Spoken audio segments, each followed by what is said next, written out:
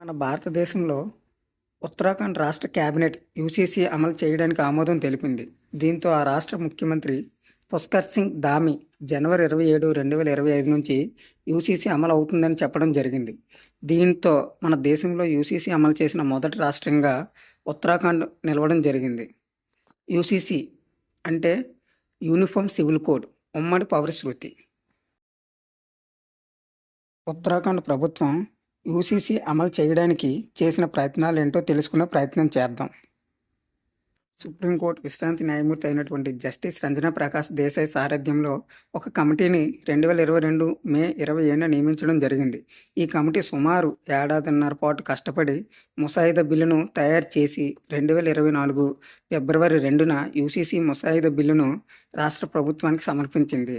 ఉత్తరాఖండ్ ప్రభుత్వం వెంటనే ఈ బిల్లును ఫిబ్రవరి 7న అసెంబ్లీ ఆమోదించడం జరిగింది. ఇది జరిగిన నెల రోజుల తర్వాత రాష్ట్రపతి ఆమోదం లభించింది. యూసీసీ బిల్లు చట్టరూపం దాల్చడం జరిగింది. యూసీసీ బిల్లు అమలుకు సంబంధించిన మార్గదర్శకాలు రూపొందించేందుకు మాజీ ప్రధాన కార్యదర్శి అయినటువంటి శత్రుఘ్న సింగ్ సారథ్యంలో ఒక కమిటీని ఏర్పరిచింది. ఈ కమిటీ 2024 చివరిలో తన నివేదికను ప్రభుత్వానికి సమర్పించడం జరిగింది. యూసీసీ అంటే ఏంటి? దీనిని ప్రతిపక్షాలు ఎందుకు వ్యతిరేకిస్తున్నాయో తెలుసుకునే ప్రయత్నం చేద్దాం. మన దేశంలో అందరికీ సమానంగా వర్తించే క్రిమినల్ కోడ్ ఉంది. అంటే ఏ మతం వారైనా తప్పు చేసినా అందరికీ సమానంగా శిక్ష పడుతుంది.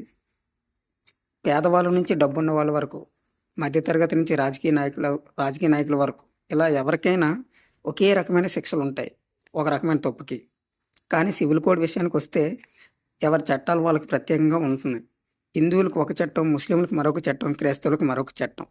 ఇలా ఎవరి పర్సనల్ చట్టాలు వాళ్ళకు ఉండడం వల్ల కొన్ని ఇబ్బందులు ఎక్కువగా మహిళలకు జరగడం జరుగుతుంది.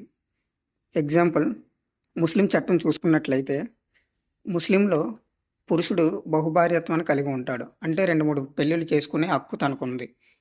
ఒకవేళ తను మొదటి భార్య తనకు నచ్చలేని ఎడల 3 సార్లు తలక్ తలక్ తలక్ అని చెప్పి తనను వదిలేసే వెసులుబాటు కలిగించింది ముస్లింల చట్టం. అప్పుడు మహిళకి ఎంతో నష్టపోవడం జరుగుతుంది. అప్పుడు ఆ మహిళ ఇలా క్రిస్టియన్ చట్టం చూసుకున్నట్లయితే, అదే క్రైస్తవుల చట్టం చూస్తే ఒక తల్లి యొక్క కుమారుడు ఏదైనా సందర్భంలో చనిపోతే తన ఆస్తి మొత్తం తన కోడలకు చెందుతుంది. తల్లికి ఎటువంటి ఆస్తి కూడా ఇవ్వరు. మరి హిందూ చట్టం చూసుకుంటే ఇందులో కూడా అనేక లోపాలు ఉన్నాయి. ఇలా వీటన్నిటిని దృష్టిలో ఉంచుకొని భారత ప్రభుత్వం యూసీసీ బిల్లును తీసుకురావాలని గతంలోనే అనుకోవడం జరిగింది. ఇంతకుముందు 2019, 2020 మధ్య ఈ బిల్లును ప్రతిపాదించారు.